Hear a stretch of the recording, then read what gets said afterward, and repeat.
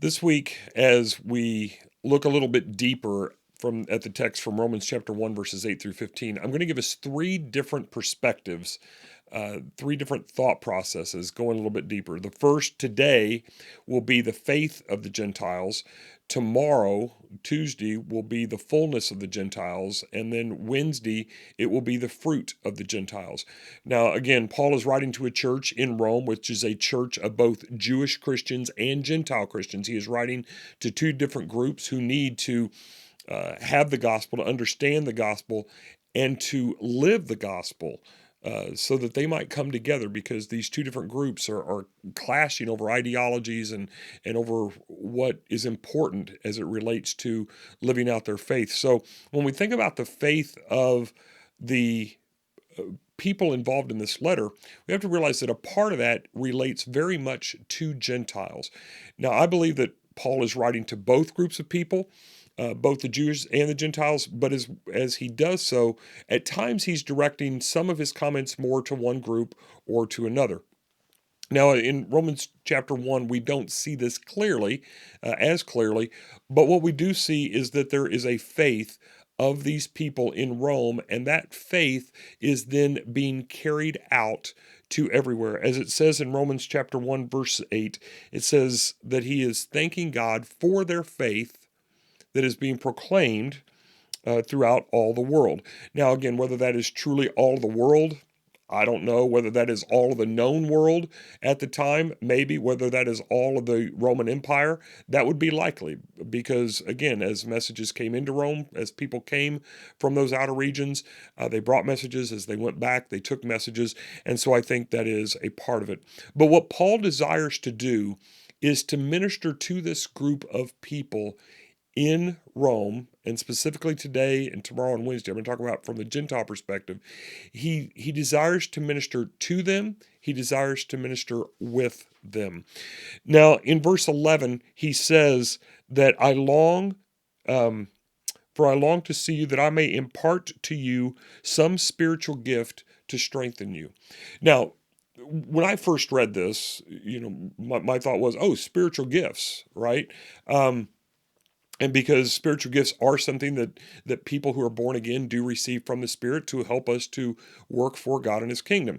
And we can see a list of spiritual gifts and a little bit of an explanation perhaps in 1 Corinthians 12. We see it in Ephesians 4, depending upon how you look at some of those ideas.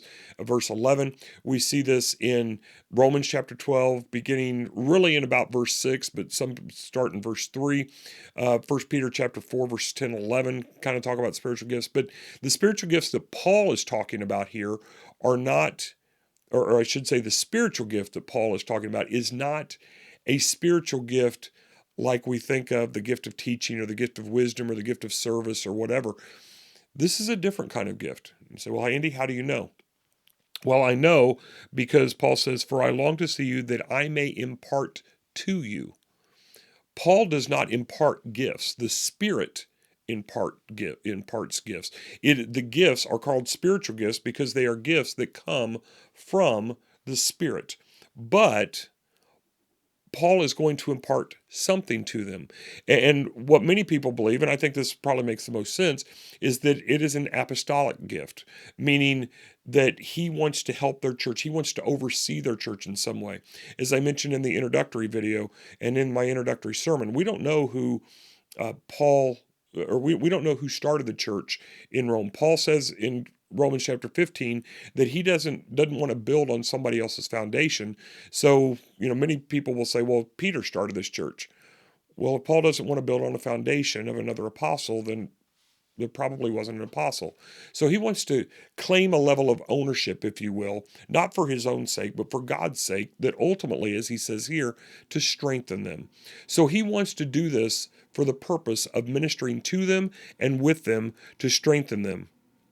Because one of the truths from Paul's perspective is that salvation is not just a one-time thing. It is not just, I've been inoculated, I've gotten my shot in the arm, and I'm saved.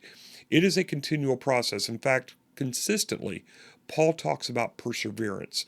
And if we need to persevere, then we need to be strengthened at times.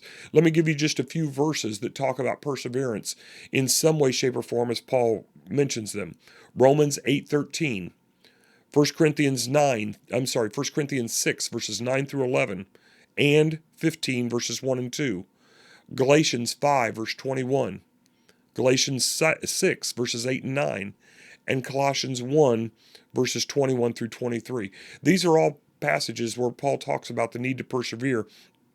So, and for Paul, it wasn't just a matter of seeking that harvest, as he talks about in the Romans 1, 8 through 15. It was about bringing that harvest to completion, that the people of the church would be mature. So we must ask ourselves, what strengthens us? What builds us up? What fortifies our faith? Because ultimately that's what Paul was worried about in this particular thing. Certainly anybody can do that. Any Christian should be able to encourage and inspire and even challenge one another. But sometimes leadership is needed to do that. And Paul wanted to be that leader for them whenever he could make it to Rome, so that he could do this to them, do this for them, strengthen them, etc. So here's our question for today. Paul was seeking opportunities. He was seeking opportunities to serve others. He was seeking opportunities to serve with others. He wanted to encourage them, but he wanted to be encouraged by them. And we'll see a little bit more why that is in tomorrow's video, as we talk about the fullness of the Gentiles and what Paul's ultimate plans were. But so oftentimes I think that we might look to see how people can serve us. And that was never Paul's MO. His idea was, how can I serve others so that they can better serve the King? So as we think about how we move forward, let us think about how we might serve others, how we might serve with others, rather than just being worried about how others might serve us.